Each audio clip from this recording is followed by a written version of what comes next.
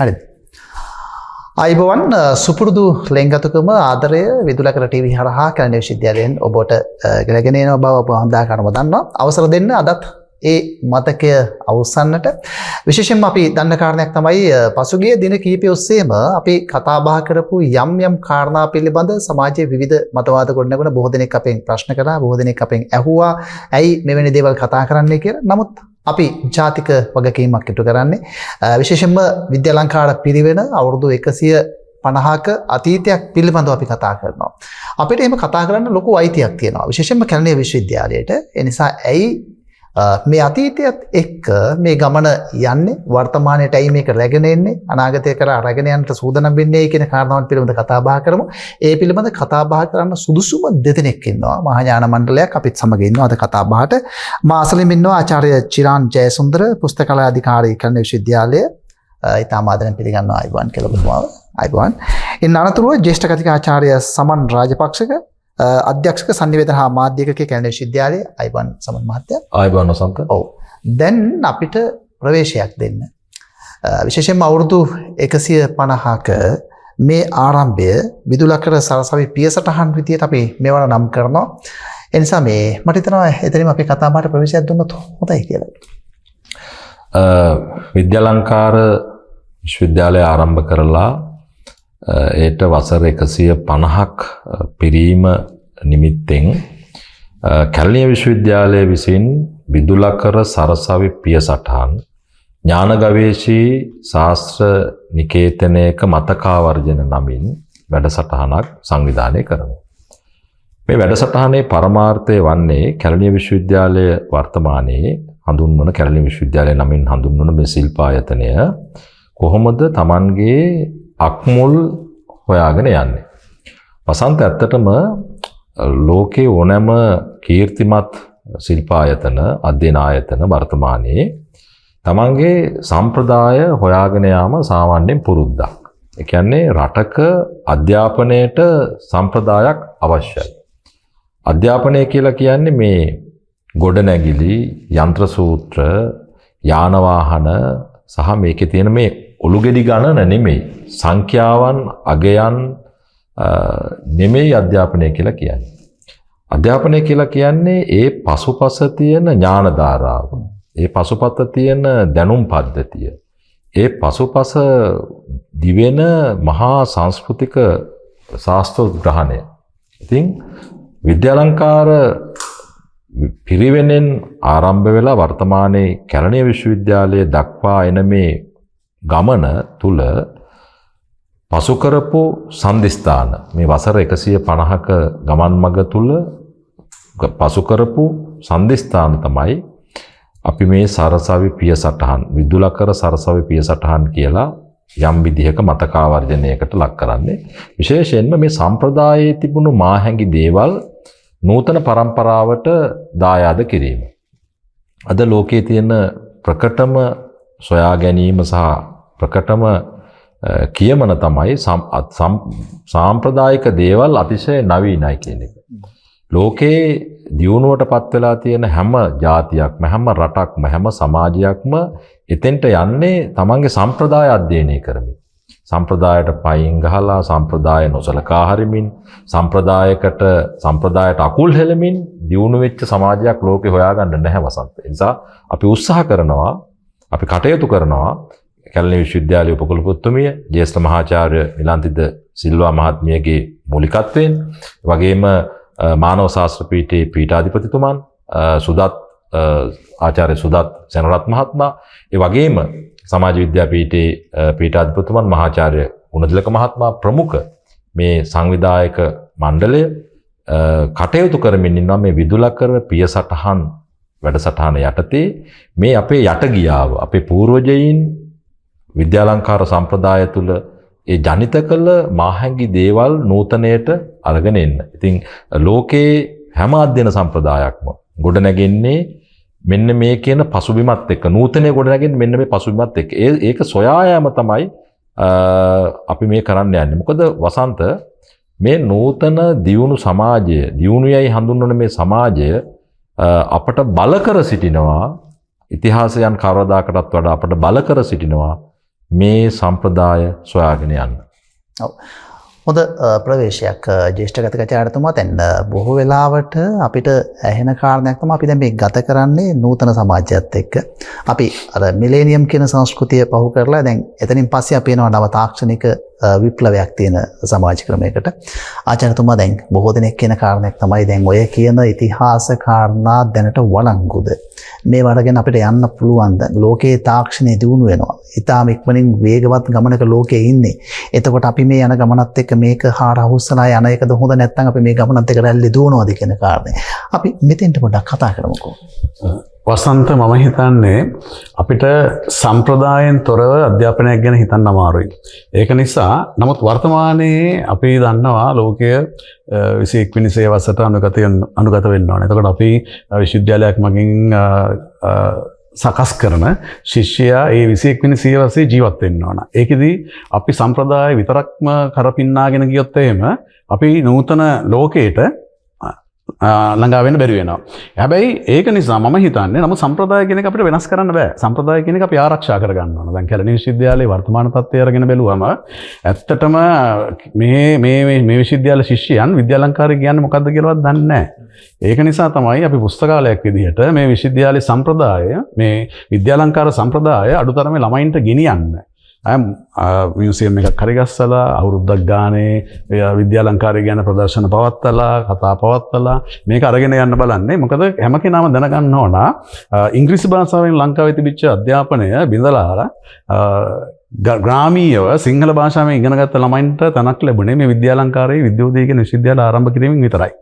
එතකොට ගමේ ඉඳලා මෙතෙන්ට ඇවිල්ලා අද ලෝකේ නාසා ආයතනයට පවා ගිහින් තියෙන මිනිස්සු අධ්‍යාපනය ලබා ගත්තේ මේ සිංහල භාෂාවෙන් අධ්‍යාපනය ලැබුණු නිසා. ඉතින් ඒ සම්ප්‍රදාය මම කියන්නේ සම්ප්‍රදාය ආරක්ෂා කරගන්න ඕන. නමුත් නූතන ලෝකයට ගැලපෙන ආකාරයෙන් අනිත් දේවල් සකස් වෙන්න ඕන. මම මෙහෙම දකිනවා. විද්‍යාලංකාරය විශ්වවිද්‍යාලය ඉගෙන ගන්න අපි කැලණි විශ්වවිද්‍යාලය ඉගෙන ගන්න සිසුන් විද්‍යාලංකාරය පිළිබඳව මූලික අවබෝධයක්වත් ලැබෙන්න ඕන. මොකද ඒ අවබෝධය කියන එක ඇත්තටම විද්‍යාලංකාරය කියන්නේ සම්ප්‍රදායක් මේ රටේ. ඒක බ්‍රෑන්ඩ් එකක්. ඉතින් ඒක අපි ආරක්ෂා කරගෙන යන්න ඕන. ඒකෙන් තොර වෙලා මෙහෙම ගියොත් එහෙම අපිට වෙන්නේ අපිට දැන් අපි නූතන ලෝකයට යනවා.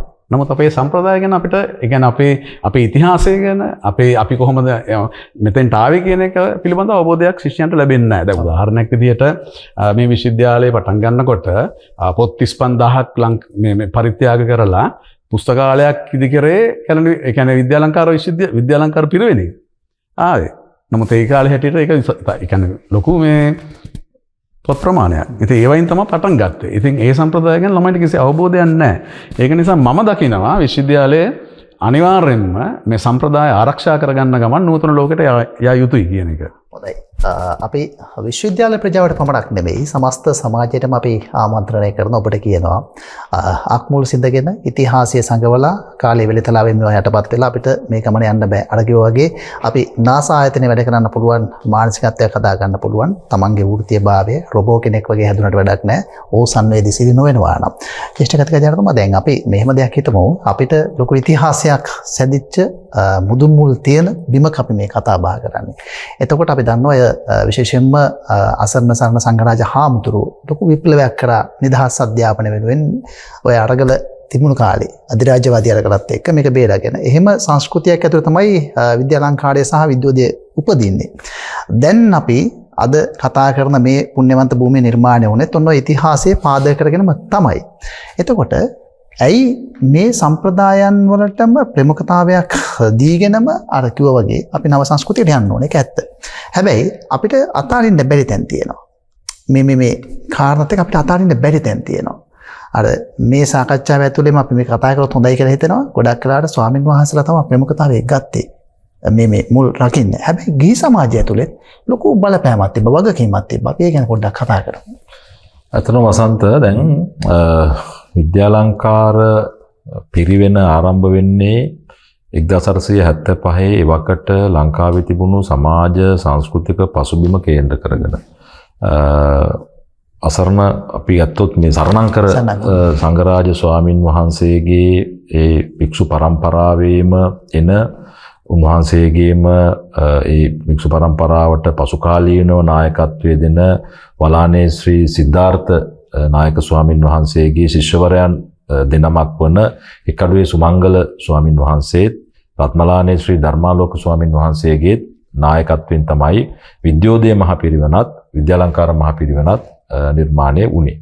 එතකොට විද්‍යාලංකාර මහ පිරිවෙනට නායකත්වය දෙමින් එය ආරම්භ කරන්නේ රත්මලානේ ශ්‍රී ධර්මාලෝක ස්වාමින් වහන්සේ. එතකොට එවකට තිබුණු ජාතිකාගමික නැත්නම් ජාතික නිදහස සඳහා යන ගමනට අවශ්‍ය කරන මතවාදී සූදානම සිදු කළේ මේ විද්‍යාලංකාර මහා සම්ප්‍රදාය. අපි දන්නවා 1815 අපි ඉංග්‍රීසීන්ට යටත් වුණාට පස්සේ ආයුධ සන්නද්ධව සිදු කරපු අරගල දෙකම බරපතල විදිහට ඉංග්‍රීසි ආණ්ඩුව විසින් මර්ධනය කරනවා. ප්‍රභූවරු ඝාතනය කරනවා, සටන් සගයෝ නායකයෝ ඝාතනය කරනවා, විහාරාරාම විනාශ කරනවා, ගම්බිම් විනාශ කරනවා. එතකොට 1818 කරල්ලත් 1848 කරල්ලත්. එතකොට තවදුරටත් සිංහල ප්‍රභූවරු භික්ෂුන් වහන්සේලා නායකයෝ තේරගන්න දෙයක් වටහා ගන්න දෙයක් තමයි තවදුරටත් මේ සටන් කරලා යුද්ධ කරලා ආයුධ සන්නද්ධ ක්‍රියාමාර්ග වලින් නිදහස ලබා ගන්න බැහැ කියන එක. එතකොට එවකට තිබුණු මිෂනාරි ඉගැන්වීම් සහ සංස්කෘතික විරෝධී ව්‍යාපාරයන් වලට එරෙහිවීම සහ අහිමි වී ගිය නිදහස යලි ලබා ගැනීම සඳහා සමාජයේ මතවාදීව සංවිධානය කළ යුතුයි කියන තැනට එනවා. එතකොට මෙන්න මේ සමාජය මතවාදීව සංවිධානය කරන්න අවශ්‍ය කරන ඒ මතවාදී සැකැස්ම සංස්කෘතික පුනර්ජීවනය ඒ ආගමික නායකත්වයේ සපයන ශිල්පායතන විදිහට තමයි විද්‍යාලංකාර පිරිවෙනත් විද්‍යෝදය පිරිවෙනත් ආරම්භ වෙන්නේ. එතකොට එතනදී තමයි අවශ්‍ය කරන අර චින්තන විප්ලවය කරන්නේ. එතකොට චින්තන විප්ලවයේදී භික්ෂූන් වහන්සේලා වගේම අනිත් පැත්තෙන් ගිහි බුද්ධිමතුන්, ගිහි උගතුන්, ඊළඟට ප්‍රභූවරුන්, ඒ වෙනකොට හිටිය ව්‍යාපාරිකයන් එතුමන්ලාගේ සහයෝගය අතිශයින්ම වැදගත් වෙනවා. දැන් මෙතන මේක පිටුපස්සේ ඇත්තටම වසන්ත අපිට කතා කරන්න පුළුවන් මේ පිටුපස්සේ තිබුණු sannivedana දායකත්වය. දැන් මේ පිරිවන් වල සාකච්ඡා කරපු කාරණා, මේවා ඇතුලේ ඇති වුණු වාද විවාද, මේවත් එක්ක ඇති වුණු සංවාද සාකච්ඡා යම් විදිහකට පොත්පත් පත්‍රිකා විදිහට ප්‍රකාශයටපත් වුණා.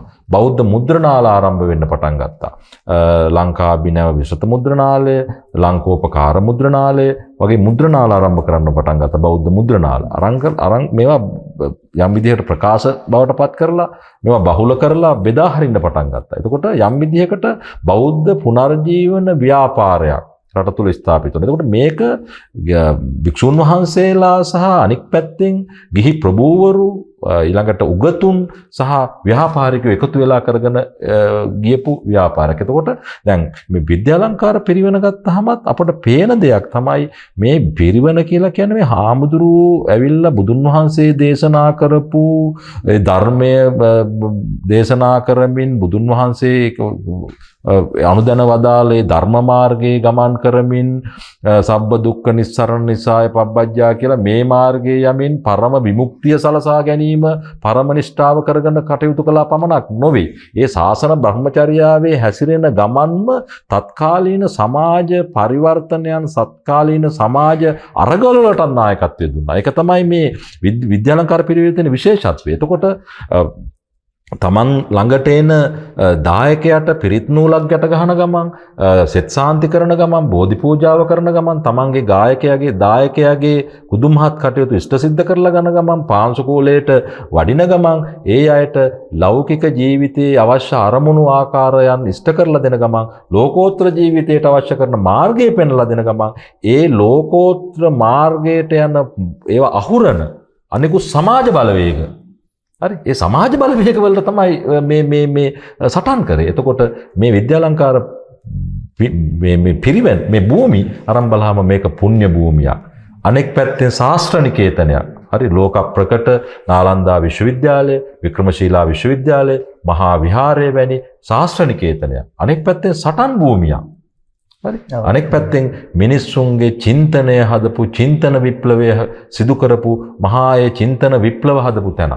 හරි, ඉතින් ඒ නිසා මේ හැම අතින්ම ගත්තොත් එහෙම ශාස්ත්‍ර ගවේෂණයේ නියලුණු තැනක්. ඉතින් ලෝකයට අවශ්‍ය කරන නායකයෝ හදපු තැනක්. ඒ වගේම ලෝකයේ ජය ගන්න පුළුවන් අපේ පුස්තකාලාධිපතිතුමන් කිව්වා නිදහස් අධ්‍යාපනයෙන් ආපු ඈත ගම්බද තරුණ තරුණියන්ට යම් යම් භාෂාත්මක බාධක තිබුණු තරුණ තරුණියන්ට අපි දන්නවා පසු කාලීනව විද්‍යාලංකාර මහපිරිවෙන විශ්වවිද්‍යාලයක් බවට පත් වෙනකොට බණ්ඩාරනායක රජයේ භාෂා ප්‍රතිපත්තියත් එක්ක ආපු ඒ පසුබිමේදී සමහර විට ඒවකට තිබුණු ඇතැම් විශ්වවිද්‍යාල ඉංග්‍රීසියෙන් සිංහලෙන් උගන්වන එක ප්‍රතික්ෂේප කරනකොට ඒ ගම්බද තරුණ තරුණියන්ට සිංහලෙන් උගන්වන්නේ කොහොමද කියලා ඒ වෙනකොට තිබුණු ප්‍රමුඛතම විද්‍යාස්ථාන වලට විශ්වවිද්‍යාලවල තත්ත්වය ලබා දීමේ සාකච්ඡාවක් ඇති වෙනවා. ඒ සඳහා කමිටුපත් කරනවා, කොමිසම් සභාපත් කරනවා. ඒකට මෙන්න මේ පසුබිමේ තමයි විද්‍යාලංකාරත් විද්‍යෝදයත් විශ්වවිද්‍යාල මට්ටමට ඔසවා තබන්න තීරණය කරනවා. එතකොට මේ කරපු සමාජ කාර්යභාරය ඉතාම සුවිශේෂයි. ඒකට අපි පුස්තකාලාධිපතිතුමන් කිව්ව විදිහට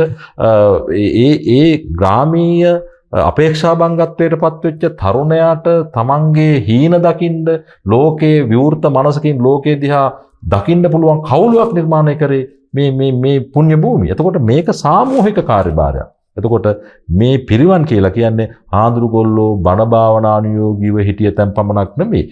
වැලි ගඩොල් සිමිත්ති එකතු කරලා තිබ්බ තැන් පමණක් නෙමෙයි. ඊට වඩා ගියපු සමාජයේ චින්තන විප්ලවයක් කරන්න, මිනිසුන්ට හිතන්න, විවෘත මනසකින් ලෝකෙ දිහා බලන්න, ආධ්‍යාත්මය සුපෝෂණය කරගන්න කටයුතු කරපු මහා පුණ්‍ය භූමිය විදියටත් අපට වසන්ත හඳුන්වලා දෙන්න පුළුවන්. පැහැදිලිවම ඉතාම වැදගත් තැනකට පුතුමා මේ කතාව ගේන්නේ. අපි එතෙන්ට යමු. ඊට කලින් මට හිතුණා දැන් අපි ඉන්නේ කැලණි විශ්වවිද්‍යාල පුණ්‍යවන්ත භූමියේ, කැලණි විශ්වවිද්‍යාල භූමියේ මනරම් කෞතුකාගාරයක් ඉදි වෙනවා. මේ ඉදිවීමම ලොකු අර සම්ප්‍රදාය කියවීමක්, ඉතිහාසයේ කියවීමක්. මේ කෞතුකාගාරය ඇතුලේ තියෙන්නේ අර කිව්වා වගේ විද්‍යෝදය පිරිවෙන් සංස්කෘතිය ඉතිහාසය නේද? දැන් අපි එතෙන්ට එමු ආචාර්යතුමා. දැන් මේ සංකල්පය ගොඩ ගන්න ඔබතුමා. එතකොට මේ පුස්තකාලය ඇතුලේ කැලණි විශ්වවිද්‍යාලයේ පුස්තකාල පිම්බීම ඇතුලේ විද්‍යාලංකාර සමාවෙන්න. ඒක විද්‍යාලංකාර පිරිවෙන් ඉතිහාසය තුළ තමයි මේ ගොඩ ගන්න. දැන් ආචාර්යතුමා අපි මෙහෙම දෙයක් හිතමු. මේ කෞතුකාගාරයේ බිහිවීම අර ඉතිහාසයේ කියවීමක් නේ. ඊයේ සංකල්පය ගේන්න ඕන කියලා හිතෙනවා. ඇත්තටම විශ්වවිද්‍යාලයේ 60 වෙනි සංවත්සරය සමරනකොට ඒ අවස්ථාවේදී යෝජනා වුණා විශ්වවිද්‍යාලයේ සම්ප්‍රදාය කොහොමද ආරක්ෂා කරගන්නේ කියලා. ඒ වෙලාවෙම 60 වෙනි සංවත්සර කමිටුවයි අපි විශේෂයෙන් පුස්තකාලය විදිහට අපි තීරණය කරා මේ විශ්වවිද්‍යාලයේ ඒ කියන්නේ විද්‍යාලංකාර පිරිවෙනේ ඉඳලා විශ්වවිද්‍යාලය දක්වාම කොහොමද මේ අතීතයේ ආවේ කියන එක ජනතාවට පෙන්වන්න. මේ ශිෂ්‍යයන්ට පමණක් නෙවෙයි ලියන ඉන්න අයටත් එක්ක. ඒකෙදි වෙච්ච තීරණයක් තමයි අපි තීරණය කරා මේවා සේරම එකතු කරලා කෞතුකාගාරයක් බිහි කරන්න.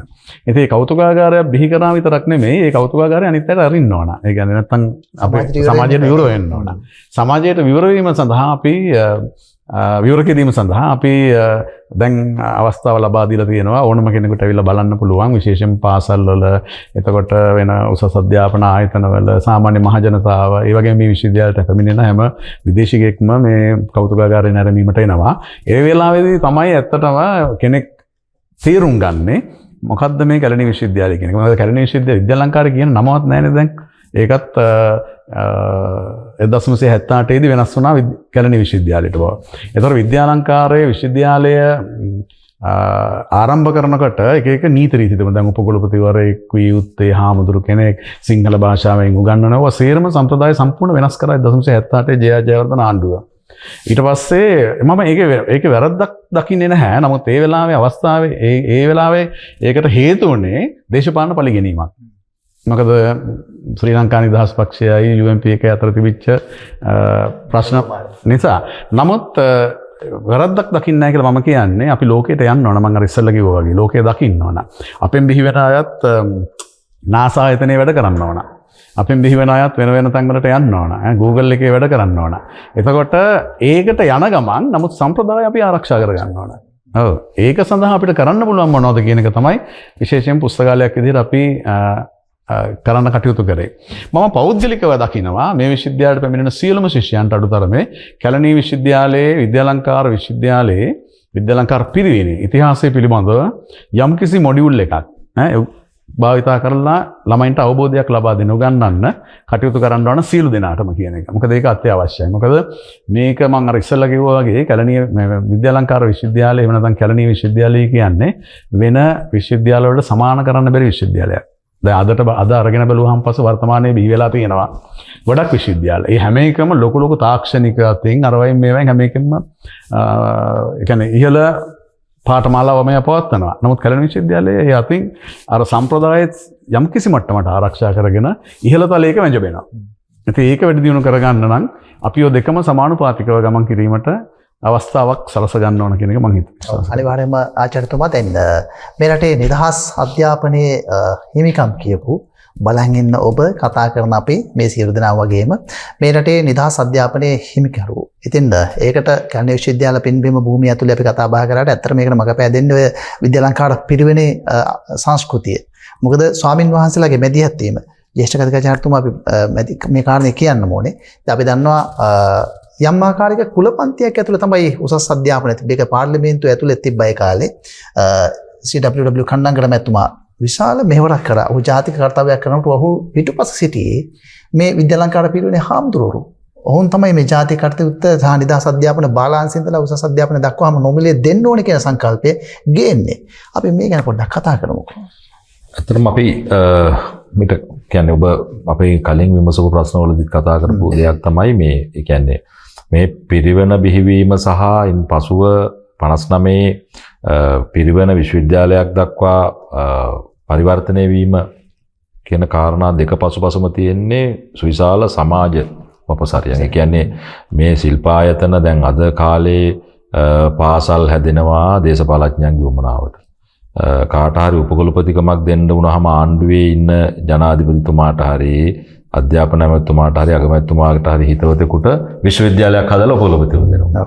දැන් ඒ වගේ නෙවෙයි මේ ආයතන හැදුනේ.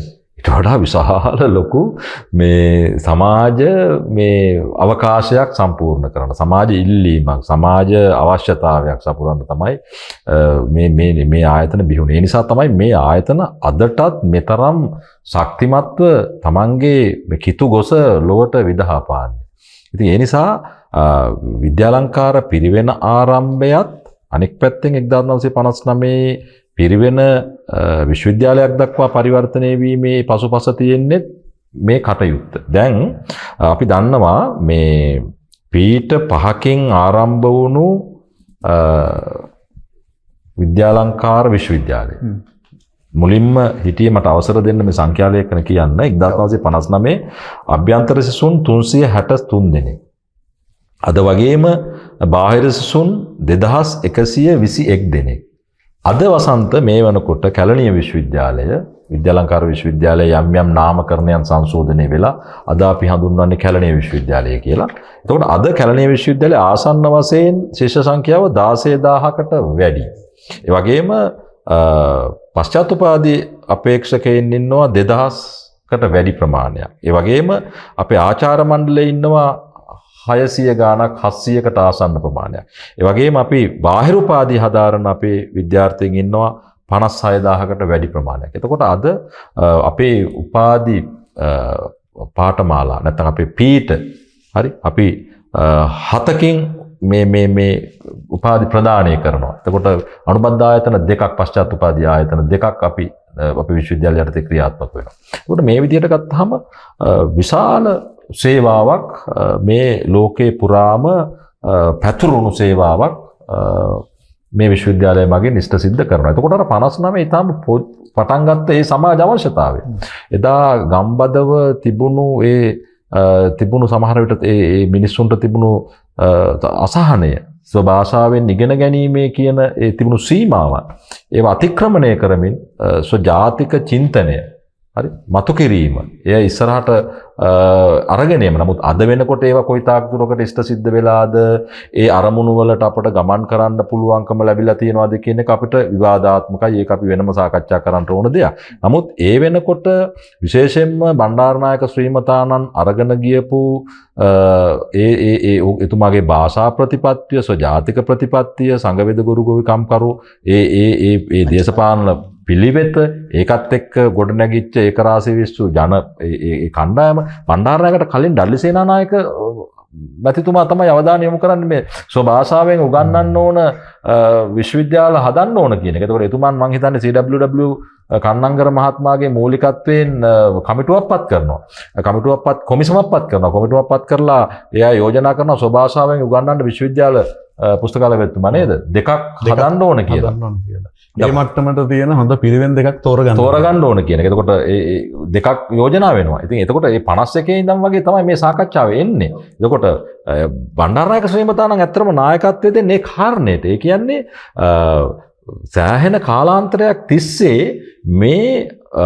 මේ අවස්ථාව සමාජය තුළ නිර්මාණය වෙමින් පැවතුණා. එතකොට අනික් පැත්තෙන් විද්‍යාලංකාර පිරිවෙන ආරම්භ වූ තැන් පටන්ම මෙය උපාධිය ප්‍රදානය කිරීම දක්වා උසස් මට්ටමේ පාඨමාලාව පවත්වාගෙන ගියා. ඉතින් ඒකත් අපි කියන්නට ඕනේ. එතකොට දැන් 59 විද්‍යාලංකාර විශ්වවිද්‍යාලයක් බවට පත්වීමෙන් නාමකරණය වෙනස් වීම පමණයි සිදු වුණේ කියලා දැන් විද්වතුන් කියනවා. මොකද ඒ වෙනකොටත් විශ්වවිද්‍යාලයක තියෙන්න ඕන කරන ඒ සම්ප්‍රදාය, ඒ අධ්‍යයන සම්ප්‍රදාය, ඒ ආචාර මණ්ඩලයේ තිබුණු ගුණාත්මක භාවයන්, ඒ පරේක්ෂණවල තිබුණු සාරගර්භ භාවයන්, ඒ සියල්ලම රැඳුණා කියලා සමහර විද්වතුන් මතපල කරනවා. ඉතින් කොහොම නමුත් අපට මේකෙන් කියන්න තියෙන්නේ වසන්ත මහත්මයා ඊටාම ඉහළ ගුණාත්මක අධ්‍යාපන සම්ප්‍රදායක් අපට පැවතුණායි කියන එක. ඒක අර ඔබ කලින් කිව්වා වගේ වික්ෂුන් වහන්සේලා ගිහි උගතුන් ඒ වගේම ව්‍යාපාරිකයන් ප්‍රභූවරුන් ඔක්කොම එක මිටකට එකතු කරගත්ත අධ්‍යයන සම්ප්‍රදායක. ඒ කියන්නේ අපට තවදුරටත් මේකේ මේ හුදකලාව යන්න බෑ. ඒ කියන්නේ අධ්‍යාපන පද්ධතියකට පවතින්න බෑ තනියම. දැන් එක්කෙනෙකුට රටක අධ්‍යාපනය තීරණය කරන්න බෑ. දැන් අද නම් කතා කරන්නේ මේක මැති ඇමති ගොල්ලෝ අධ්‍යාපන ඇමතිතුමා එහෙම නැත්නම් කවුරුහරි නිලධාරීන් ටිකක් තමයි රටේ අධ්‍යාපනය තීරණය කරන්නේ. එහෙම රටක අධ්‍යාපනය තීරණය කරන්න බෑ. මේක සියල්ලෝම එකතු වෙලා ගොඩ නැගෙන්න ඕන දෙයක්. ඒ කියන්නේ මේ හොඳ බෙහෙතක් හදනවා වගේ වැඩක්. එතකොට බෙහෙත් හොයන්න ඕන, බෙහෙත් නියම කරන්න ඕන, බෙහෙත් හරියට ඒ මාත්‍රාවට ගන්න ඕන, තෙල හිඳින්න ඕනේ. හරි ඒක වෙනම මාත්‍රාව අනුගමනය කරන්න ඕන. ඒක හොඳට හදන බෙහෙත බිව්වහම තමයි රෝගියා සුව වෙන්නේ. හරි? එහෙම නැතුව මිනිස්සු සුවපත් කරන්න බෑ. ඉතින් ඒ කියන්නේ හැමෝම තම තමන්ගේ කාර්යභාරයන් හරියට ඉෂ්ට සිද්ධ කරන්න ඕන. ඉතින් මෙන්න මේ වගේ පසුබිමක් තමයි අපේ මේ විද්‍යාලංකාර විද්‍යෝද මේ මහා සම්ප්‍රදායන් පසුපස තිබුණේ. ඉතින් අපි ඇත්තටම වසන්ත මේ විදුලකර පියසටහන් ඥානගවේෂී ශාස්ත්‍ර නිකේතනයක මතකාවර්ජන කියන වැඩසටහන ඔස්සේ මතු කරන්න හදන්නේ මේ නූතන තරුණ පරම්පරාවට මේ සම්ප්‍රදාය මත හිඳිමින් නවීනත්වයට යන්න පාර කපන එක. එතකොට අපට නූතනත්වය ප්‍රතික්ෂේප කරන්න බෑ. දැන් අපට ජාතික විශ්වවිද්‍යාලයක් විදිහට අපි අනිවාර්යයෙන්ම ජාත්‍යන්තර සංග්‍රහවලට ලිපි ලේඛන රචනා කරන්න ඕන. දැන් අපට කියන්න බෑ සේනක බණ්ඩාරනායක ජාත්‍යන්තරේ වට ලිව්වේ නැහැ. මහාචාර්ය සරච්චන්ද්‍රගේ ලිපි කීයක් ඕකේ පළ වුණාද? මේ තෙන්නකෝම විමලානන්දගේ ලිපි තිබ්බද? අරකද මේකද? එයාලා Google rank බැලුවද? විද්‍යාලංකාරයේ හිටිය යක්කඩුවේ පඤ්ඤාරාම මහඳුනට Google rank තිබ්බද? ඕවා කිය දැන් අපට තර්ක කරන්න බෑ. දැන් මේ පවතින එකත් එක්ක අපි යන්නත් ඕනේ. හැබැයි ඒ යනකොට අර තිබුණු සාරගර්භීය දේවල් අපි ගන්නෙ කොහොමද? ඒවා අපි අර වචනේ ගත්තොත් එහෙම අපි කොහොමද ඒවා මාකට් කරන්නේ? දැන් මේක එකඟ වුණා හෝ නැතා. හරි අපි මේ ගමන යන්න ඕනේ. නැත්නම් අපි එකක් රටක් විදිහටත් අපේ අධ්‍යාපන පද්ධතිය යම් විදිහකට කඩා වැටෙනවා. ඒ කියන්නේ ඒ තියෙන සාම්ප්‍රදායික දේවල් කොහොමද අපි නවීනත්වයේ දේවල් එක මුසු කරන්නේ? මේක ඊටාම සංයමයෙන් කරන්න ඕන දෙයක්. ඒක තමයි අපේ විද්වත්කම කියලා කියන්නේ. ඉතින් අපි කැලණිය විශ්වවිද්‍යාලයේ විදිහට මේ විශ්වවිද්‍යාලයේ ඉන්න විද්වතුන් ඒ කාර්යයට යම් මට්ටමකට අතගහලා තිබෙනවා. වෛද්‍ය පීඨය, විද්‍යාපීඨය, වාණිජ කළමනාකරණ පීඨය, අනිත් පැත්තෙන් ගත්තාම මානව ශාස්ත්‍ර පීඨය, සමාජ විද්‍යා පීඨය, පශ්චාත්පාදී පීඨය මේ ඔක්කොම එක අපේ විශ්වවිද්‍යාල විද්වතුන්, පර්යේෂකයන් මේ කටයුත්තට අතගසලා යම් විදිහකට ජාත්‍යන්තරයට මේ දැනුම සම්පාදනය කරන්න යම් ප්‍රයත්නයක් නියැලෙමින් ඉන්නවා. එතනදී අපට අර සම්ප්‍රදාය ඉතාමත් වැදගත් වෙනවා. ඒකේ තියෙන දේවල් අපි කොහොමද මතු කරගන්නේ? ඒක තවදුරටත් ස්මරණය කිරීමක්. ඒක තවදුරටත් මූර්තිමත් කිරීමක් තමයි විදුලකර පියසටහන් වැනි වැඩසටහන් වලින් අපි කරන්න බලාපොරොත්තු වෙන්නේ. අනිවාර්යෙන්ම අර පුංචි පොල්ලතු මඩුවක සිසුන් කීප දෙනෙක් පමණක් එක්කාසු කරගනිමින් ආරම්භුණු මේ තක්සලාව අද අර කිව්වා වගේ සිසුන් 60000කට එහා ගිය කෝටි දෙකක් පමණ ඉන්න ජනතාවක් ඉන්න මේ පුණ්‍යවන්ත භූමිය ඇතුලේ 60000කට පමණ එහා ගිය සිසුන් පිරිසක් අධ්‍යාපනය ලබනවා. මේ නිදහස් අධ්‍යාපනය උරුමකාරයෝ උපද්දපු තැන. එනිසායි අපි මේ කතා බහ මේ විදිහට ඔබට කියන උත්සාහ කළේ අතීතය විනාශ කරගන්න නැතුව සම්ප්‍රදාය හානියට නක් කරගන්න නැතුව සම්ප්‍රදාය සුරැකීමෙන් අපි කොහොමද නූතන පරම්පරාවත් එක්ක ගනුදෙනු කරන්නේ කියන වගයි කතා බහ කරේ. බොහොම ස්තුතියි මේ කතා බහට එක්වුණු ආචාර්ය චිරාන් ජයසුන්දර පුස්තකාලය අධිකාරී කැලණි විශ්වවිද්‍යාලය ඒ වගේම ජ්‍යෙෂ්ඨ කතිකාචාර්ය සමන් රාජපක්ෂ අධ්‍යක්ෂක සංනිවේදන හා මාධ්‍යකේ කැලණි විශ්වවිද්‍යාලය. ආයිබෝවන්. වසන්ත. අවසාන වශයෙන් යමක් කියන්න ඕන ඔබට. ඉතින් අර අපි කතා කරමු මේ අතීත මන්සලකුණු දකින්න කැලණි විශ්වවිද්‍යාල පින්බිමේ තියෙන මේ කෞතුකාගාරය බලන්න ඔබට ආරාධනා කරනවා. මොකද මේ S2 දකින්න ඕන කරුණක් නිසා.